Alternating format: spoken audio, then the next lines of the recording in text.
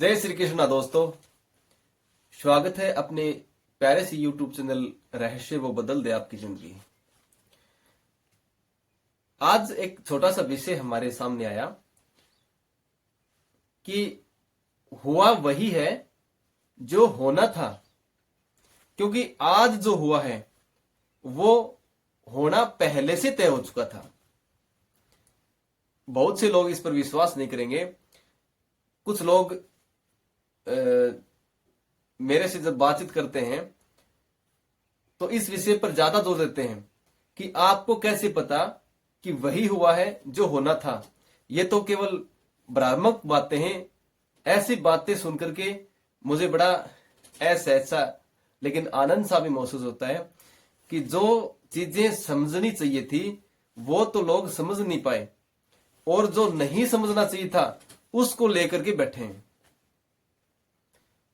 देखो, हम जो कार्य करते हैं परिणाम भी हमें उसी कार्य का मिलता है, न कि दूसरे कार्य का।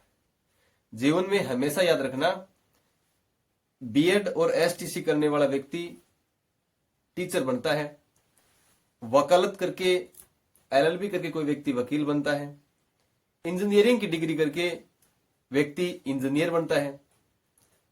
तो फिर यह समझना क्यों नहीं चाहते कि कर्म करने के बाद में उसका प्रारब्ध बनता है और वही आपके सामने आता है।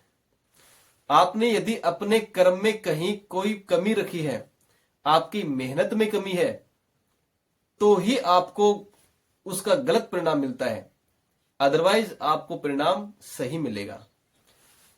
रही बात कर्मों के प्रारब्ध की, तो मैं भी पहले इसी चिंतन में था।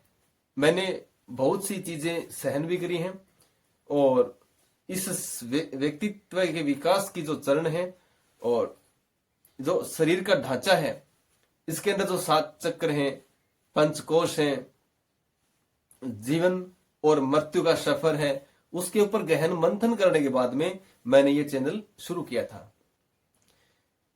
वास्तविकता भी यही है कि हम अपने आप को और दूसरों को कोसते रहते हैं कि हमारे साथ उसने गलत कर दिया, या फिर ये मेरी गलती थी, मैं क्यों उस समय समझ नहीं पाया। लेकिन जिस समय आपने कोई कार्य किया उस समय आपकी बुद्धि इस प्रकार प्रारब्ध के बंधन में बन जाती है, क्योंकि लिखा हुआ है शास्त्रों में कि बुद्धि है वो आपके प्रारब्ध का अनुसरण करती है।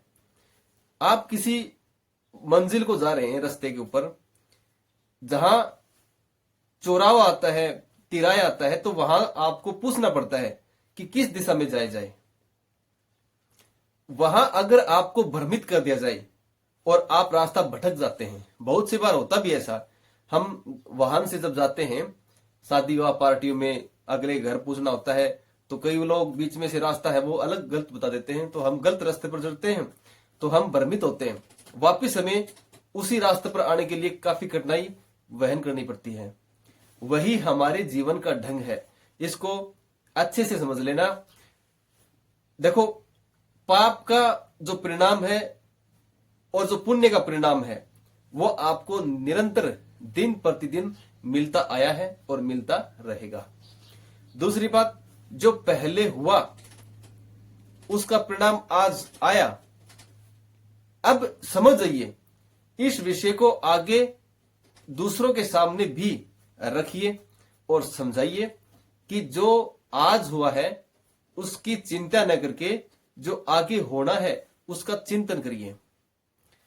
एक तो ईश्वर को हमेशा याद रखिए, क्योंकि वो एक शक्ति जो आपके इस आत्म शरीर में बैठी है वही आपको इस यूनिवर्स से, प्रकृति से जुड़ी हुई है। वही आपकी जो भावनाएं हैं, इंप्रेशन, जो वाइब्रेशन है, सकारात्मक और नकारात्मक। लोग कभी किसी व्यक्ति के बारे में चिंता करते हैं या फिर किसी व्यक्ति के बारे में बुरा भला सोचते हैं, ये उनके जो मानसिक डायग्राम है उसको प्रभावित करता है, साथ में उसके जीवन को भी प्रभावित करता है। बहुत से घरों में मैंने जब कोर्ट में ये फाइलों के अंदर हम जब बातें करते हैं तो ये पाते हैं कि ना कुछ बात के ऊपर लोगों की जिंदगी है वो खराब होती जा रही है। दहेज के मुकदमे, पारिवारिक बंटवारों के लेकर मुकदमे, जमीन जायदाद को लेकर के मुकदमे, पैसे के लेन देन के ऊपर मुकदमे, यानी कोर्ट के अंदर फाइलों का जो जमावड़ा पड़ा हुआ है लोअर कोर्ट से सुप्रीम कोर्ट तक, वो इन्हीं विषयों को लेकर के, जबकि बातें हैं ना कुछ। समझने वाला व्यक्ति समझ करके उसको सहन कर लेता है, जबकि नासमझ व्यक्ति उस मुद्दे को बार बार उठाता है और वो आगे से आगे टक्कर खाता रहता है। जिंदगी भर वो परेशान इधर उधर भटकता रहता है। आज जो विषय हमारा है वो है जो होना था हुआ वही है, और आगे जो होगा वो वही होगा जिसका आज आप कर्म करेंगे। एक छोटी सी बात, रामायण का एक छोटा सा चैप्टर, एक व्याख्यान मैं आपको सुनाता हूं। जब भगवान श्री राम वन को गए, उस समय एक घटना घटी थी कि मंथरा ने कैकेयी को एक छोटी सी बात बताई कि आपके 2 वचन हैं और वो आप मांग लो, उसमें आपके बेटे को राज मिलेगा, और जिसको राज मिलना चाहिए था भगवान श्री राम को, वो वनवास ले जाएंगे। अब माता कैकेयी ने अपने जो उस समय राजा थे दशरथ, उनसे ये मांग कर ली। वचन में बंधे हुए थे। देखो, वचन के ऊपर खरा उतना वो भी एक अच्छे व्यक्तित्व की पहचान होती है, क्योंकि मर्यादा पुरुषोत्तम श्री राम ऐसे नहीं कहलाए। उन्होंने माता और पिता के वचनों का पालन किया और उन्हीं के चलते वो वनवास गए। 14 साल तक इतनी बड़ी समस्याओं का सामना करने के बाद में वो जब वापस अयोध्या लौटे तो मन में व्याकुल थे कि सारी अयोध्या नगरी खुशी है, चारों तरफ दीप जल रहे हैं और खुशियों का बड़ा जबरदस्त हर्षोल्लास चल रहा है। लेकिन यहां 2 जो चरित्र हैं वो अपने आप को इतना कोसे हुए हैं, शायद वो अपने आप को कभी माफ नहीं करेंगे।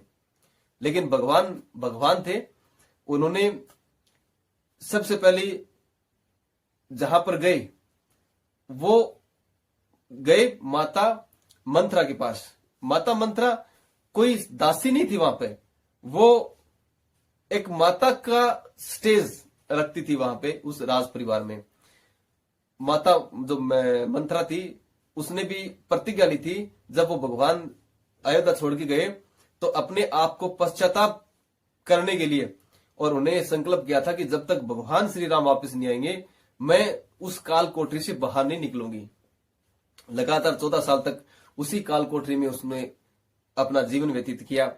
और आज जब भगवान के आने की चर्चाएं वो सुन रही थी तो मन में इतनी व्याकुल थी कि मैं नजरों से नजरें कैसे मिलाऊंगी। अब भगवान गए, काल कोठरी का दरवाजा खुला और दरवाजे के अंदर श्री राम और अंदर माता मंथरा है, वो देख के और अपने आप को इतनी गलानी महसूस करने लगी, इतना दर्द पीड़ा महसूस करने लगी कि अब मैं बोलूं भी क्या। भगवान के पैरों में गिरने का उसने प्रयास किया, लेकिन भगवान जानते थे पहले से कि आज जो हुआ था वो वही हुआ जो पहले घटित हुआ था। पहले जो कर्म बना आज वही घटित हुआ है। अगर वो आज माता के पास वहां नहीं जाते तो सदा ही इस बात की चर्चाएं होती कि भगवान राम कैसे राम थे, जब वो माता मंथरा और कैकेयी के बारे में इतना कुविचार रखते थे। आज उन्होंने कहा कि माता इसमें तुम्हारी कोई गलती नहीं है, क्योंकि जो होना था वो मेरे प्रारब्ध में था पहले से। आप तो केवल निमित्त मात्र थे, आपने अपने कर्मों को वहन किया सिर्फ। यदि मैं वनवास नहीं जाता तो रावण जैसे, कुंभकर्ण जैसे, मेघनाथ जैसे सूरवीर और साथ में वो राक्षस प्रवृत्ति के, उन्होंने इस धरती पर कितना बड़ा संकट पैदा कर दिया था। उससे मुक्ति देने के लिए राम को वनवास जाना बहुत जरूरी था, और आपने तो केवल अपने होने का निमित्त मात्र का एक सहयोग किया। मैं धन्यवाद देता हूं कि ऐसी माताएं मेरे को हर युगों युगों तक मिले। ऐसा ही माता के उसके बाद में वो पास गए और उनको भी इसी प्रकार संतुष्ट किया कि आप दोनों को किसी प्रकार की कोई भी चिंता अपने ऊपर, अपने आप को कोसने की जरूरत नहीं है, क्योंकि आप तो केवल निमित्त मात्र थे। जो होना था हुआ, वही था, मेरे प्रारब्ध में था। आपको भी 14 साल तक पीड़ा भुगतनी थी, लेकिन आज जब हम वापिस आए हैं तो आज की जो खुशियां हैं वो ये दर्शाती हैं कि अगर 14 साल पहले हमें वनवास नहीं मिला होता तो मैं भी यहां इस राज परिवार में और ऐश और आराम के चक्कर में इतना खो जाता कि मुझे ये नहीं पता चलता कि मेरे जीवन के उद्देश्य क्या हैं। आज मैंने अपने जीवन के सारे उद्देश्य समझे हैं। मैं कितने तप और बल से आज एक राम से भगवान श्री राम या फिर मर्यादा पुरुषोत्तम श्री राम कहलाया हूं। इनमें सबसे बड़ा जो योगदान है वो आपका ही है। ये था उनका प्रारब्ध और उनको अपने अध्यात्म के बारे में जानकारी। आज भी ऐसे व्यक्ति हैं विराजमान धरती के ऊपर जो इस उलझन में हैं कि गलती हमसे हो गई और ये जो परिणाम जो मिल रहे हैं ये सिर्फ वजह हमारी है, जबकि ऐसा कुछ नहीं है। जो होना था वही हुआ है। जिसको जैसा होना था वो वैसा ही होना था और वो अपने पूर्व के कर्मों के मुताबिक आज चल रहा है। हाँ, यदि आप आगे ऐसे परिणाम प्राप्त नहीं करना चाहते तो अपने स्वभाव में, व्यवहार में परिवर्तन लेके आइए। पहला, सबसे पहले यह है कि ईश्वर के प्रति आप आस्था रखिए, इस प्रकृति के प्रति आपकी आस्था होना चाहिए। दूसरा, आपके हाथों से जो कर्म हो रहे हैं आप उन पर अपनी विवेक शक्ति के माध्यम से ये विचार करें कि जो हम आज कर रहे हैं उसका किसी के ऊपर, किसी की आत्मा के ऊपर कोई विपरीत प्रभाव न पड़े। पुण्य कर्म करिए, क्योंकि अच्छे कर्मों का परिणाम अच्छा मिलता है। क्यों, देखो आज जो आप कार्य कर रहे हो वो पहले सिंचित होता है। सिंचित का मतलब पहले स्टोर होता है, तुरंत आपको कोई भी परिणाम नहीं मिल सकता। या फिर कुछ कार्य ऐसे भी होते हैं जिनका रिजल्ट तुरंत मिल जाता है, और कुछ कार्य ऐसे होते हैं जो पहले स्टोर होते हैं, जब उनका योग बनता है तब वो आपके सामने एक किस्मत को लेकर के आते हैं। तो रही बात आज की इस विषय की कि जो होना था वही हुआ है। अपने आप को कोसिए मत, चिंता मत करिए।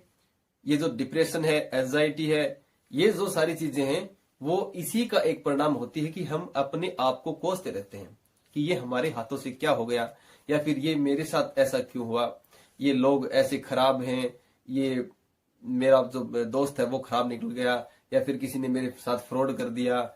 ये सारे कर्मों के प्रारब्ध हैं और जो आपने भुगत लिया, सहन कर लिया, वो आपने अच्छा कर लिया। क्योंकि आप अपने प्रारब्ध को यदि नहीं भुगतेंगे तो वो आपके सामने विकट परिस्थिति लेके पैदा कर देगा। छोटी सी ये चैनल के माध्यम से बात थी जो मैंने आपके सामने रखी है। मेरा विश्वास है कि आपको समझ में आई होगी और आप इस पर अमल भी करेंगे, क्योंकि आपके हाथ से हुआ प्रतिक्षण हर एक कर्म आपका एक नया प्रारब्ध तैयार करता है। उस प्रारब्ध में आप यदि आशा करते हैं कि आपको कुछ अच्छा मिले तो समझ लीजिए कि पहले अच्छा करो, अच्छा करोगे तो अच्छा ही मिलेगा। और यदि आपके पूर्व के कर्म ऐसे थे तो आपको भुगत लेना, उनको सामना मत करना, भुगत लेना, नाम जप कर लेना, हरि की इच्छा मान करके स्वीकार कर लेना। जो भी आपकी ही एक शक्ति है जो हमें नीचता से उच्चता की ओर लेके जाती है, और वही एक शक्ति है जो हमें उच्चता से नीचता की ओर भी लेके जाती है। बड़े बड़े जो लोग हैं वो जेलों की हवाएं खा रहे हैं, बीमारियों के गुच्छों में उलझ रहे हैं, तो वो उनके ही कर्मों के प्रारब्ध हैं। जो जैसा करता है वो वैसा ही प्राप्त करता है। एक छोटा सा जो आजकल एक धार्मिक सॉन्ग चल रहा है कि नियति भेद नहीं करती, जो लेती है वो देती है।